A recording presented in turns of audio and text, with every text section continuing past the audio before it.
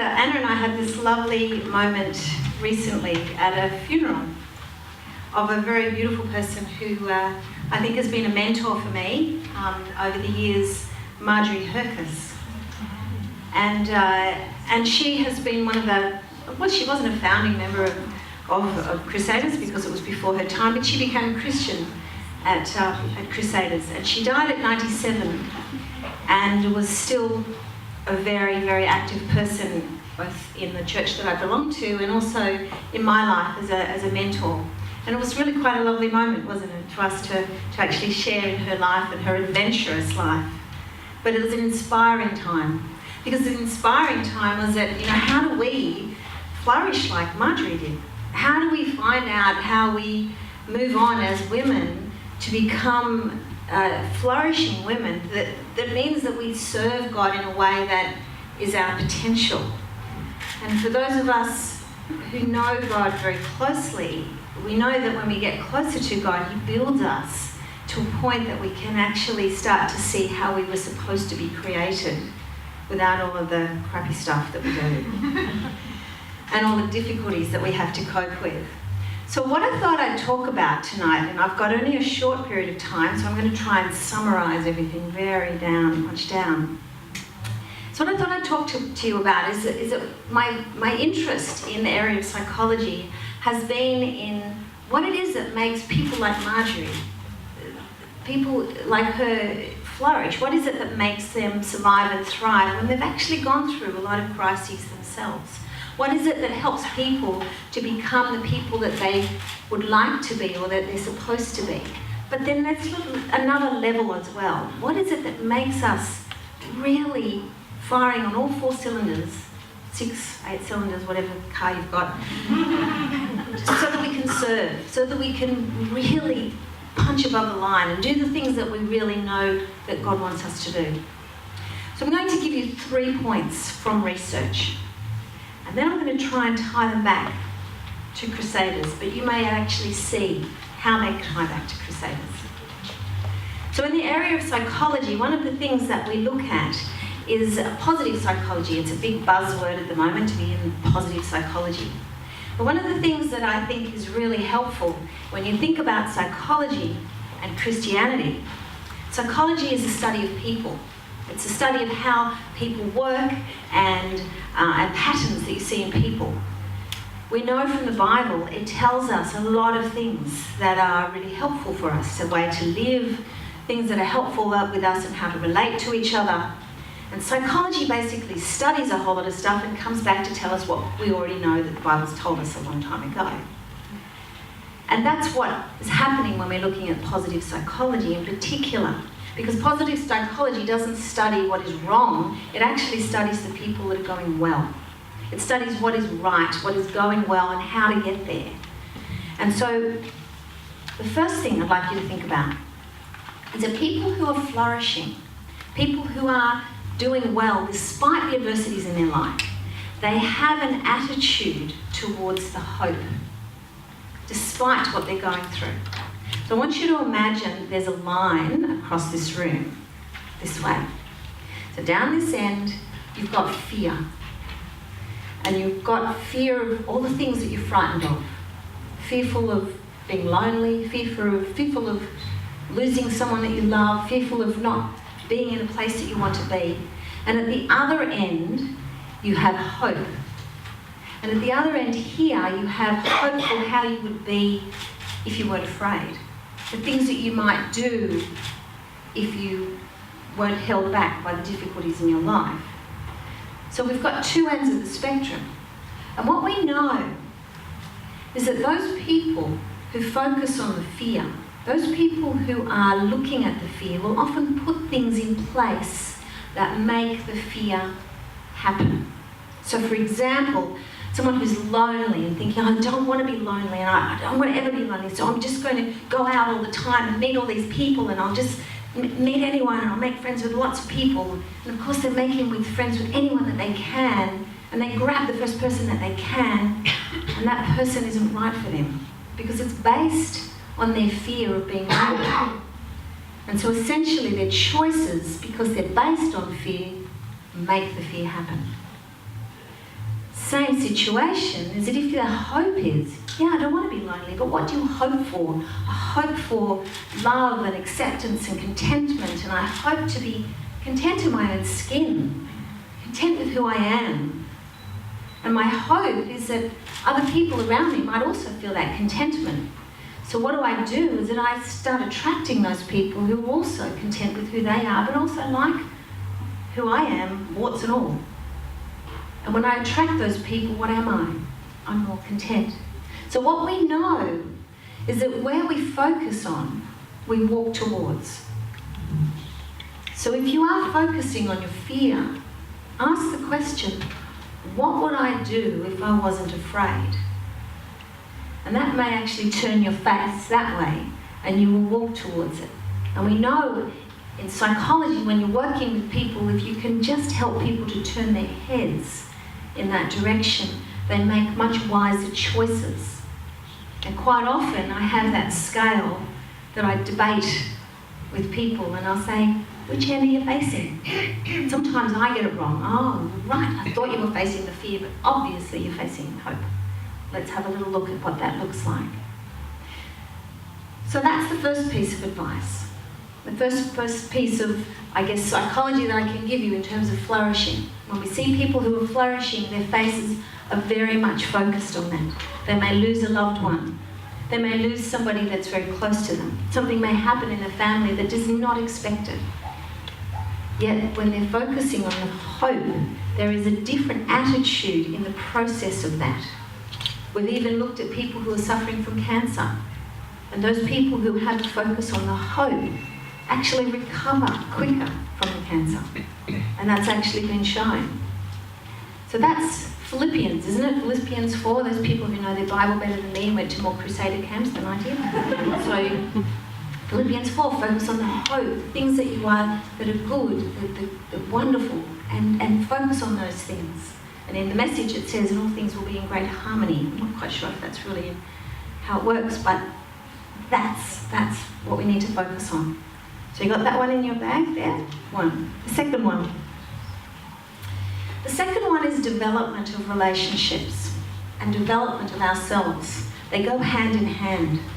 If we want to develop morally and become people who are looking out versus looking in, then what we have to do is that we have to be careful, but we also have to be brave, and we have to set out and have relationships. For those people who are frightened, what happens is that they curl up and they are fearful in the face of relationships, and they just protect themselves. So if you can imagine this line again across this room, on the first stage here we have people, when we're first born, we're all born into this sort of egocentric stage where it's all about me, and basically when we're born the world starts and it's all about us all the way through. Now, those people who haven't had experiences with others where there's a chance to reflect, to share, to connect, what happens is that they become very narcissistic. A child is egocentric and it's cute. It's cute at 2, but it's not cute at 40. So this sense of movement away from that egocentricity involves us being very courageous as we move towards involvement with other people. But one of the things that we know in the development of morality is that there's stages. The first stage is about me and looking around about who can be my best friend because she sits next to me and, you know, I like her and she's got blonde hair and I've got blonde hair and therefore we're best friends. And if you take her away from me, you're dead meat. You know, so essentially that's how it works in that first stage. But in the middle stage, it's when there are groups of people and we learn to fit in with the group and we learn to do what other people do and we learn to conform and we learn to fit in with how they speak, and we wear our pants down here and we walk in a certain way and we talk in a certain way and we put our hair in a certain way because we want to fit in. Now that's all really good moral development. As parents we find it really scary, but it's actually really helpful because it helps somebody to fit in into an environment and they start to read others. We call that social scanning. They scan what other people are doing so they know what to fit in with. But the third stage The third stage is what Jesus models. It's where he looks out at other people and he sees where they're at and he says to them the very things that they need to hear in order to help them to move. Now, I don't think many of us get there. There's a beautiful, beautiful example of Mother Teresa where she's out collecting money for the children in Calcutta. And she's on the streets of Calcutta and someone spits in her tin. And she says, all right, that's for me, so what are you going to give the girls? Mm-hmm. So she doesn't, if it was me, I'd be indignant and think, oh, you dirty old person. No, she has compassion for the man who spits in a tin. And she's able to look into their heart and let them know, in a way, what is helpful for them. Now that is something would be lovely if we headed in that direction. So again, wouldn't it be nice if we could all walk in this way? And that's the example that Jesus gives us when we connect with him, but we also, when we connect in the church family, when we connect with other people, when we connect with others who reflect to us where we're at, so we don't become narcissistic prats. Second one, you got that one? The third one. The third one is that what we know in the area of psychology and positive psychology is that you need to have a balance of positive versus negative in your life. If you have too much positivity, too many good things, you become rigid and fixed and not able to move and adapt. If you have too many negative things and not enough positive things, you have way more negative than you do positive, you become chaotic and you react to things all over the place. So we know there is a balance between the negative and the positive. You need negative in your life, but it needs to be overwhelmed by some positive. And the ratio apparently is between 3-to-1 and 5-to-1. We know that. John Gottman can actually predict a relationship as to whether it's going to survive. If you have, he calls it the flourishing zone. If you have more than 3-to-1 good comments to say to your partner each day, you're going to survive. So that's something to keep in your mind. Just remember, women, we've got a lot of power in the way we relate to our men. 3-to-1.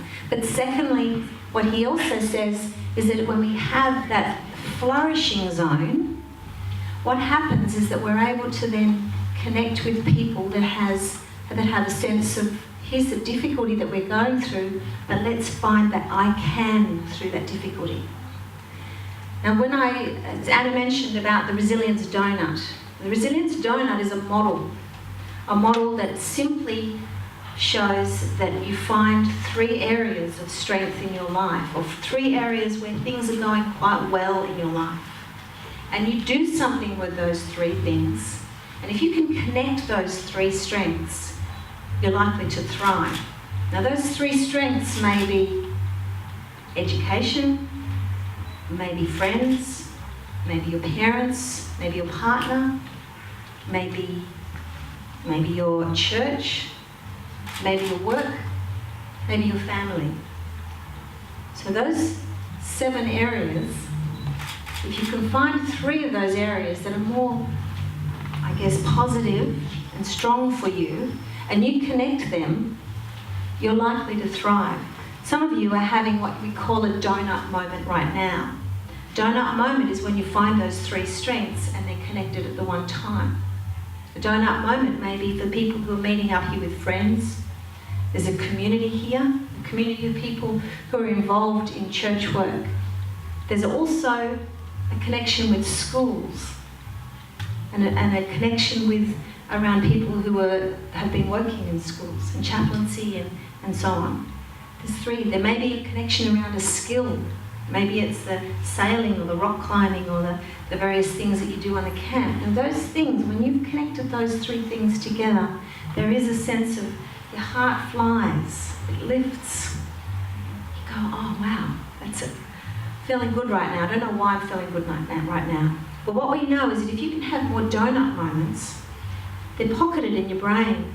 Nothing we put in our brain goes, much as it's hard to get it out when you want to do an exam or something, but nothing goes. So if you have donut moments where you've had strong, positive, intentional relationships, and those experiences are banked in your brain, what will happen is that when you're old, like Marjorie, you're sitting there and you can remember those things. They help you to thrive. They help you to reflect on why you are here in the first place. And they help you to cope much better so that you pump above the line and you're actually able to serve a lot better, even if the hard times are there. So that's the third one. So the first one is movement towards the hope in that direction. The second one is develop your relationships in ways that help you to develop morally, moving towards the middle part where you're connecting with others, but then also moving towards a place of compassion, which means looking outside of yourself. And the third one is have donut moments.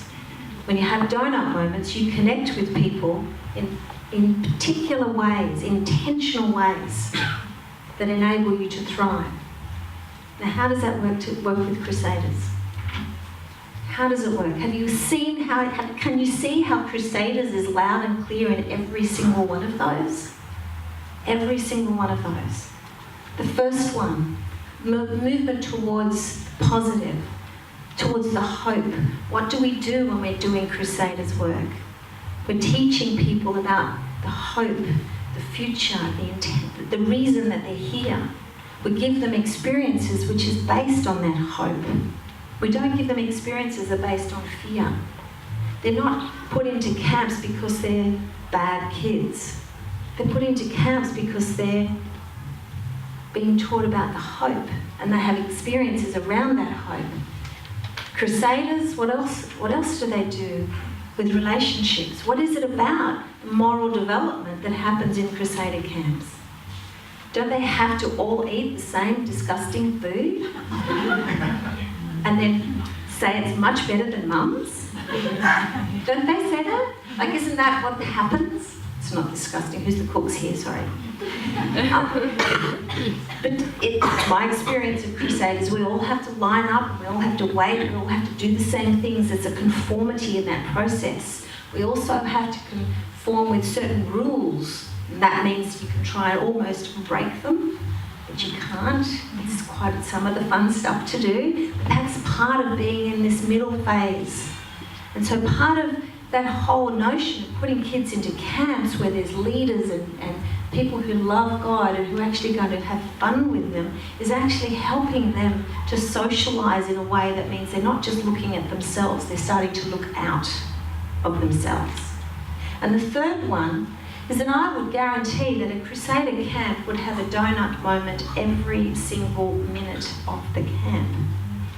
There would be times when donut moments are connecting them so much that after, when they've left the camp, they want to try and connect again.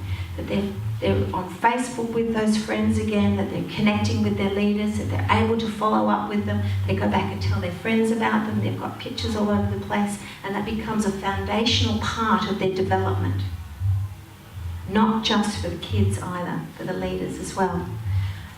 As a Crusader camp person myself, I'm still in touch with my leaders.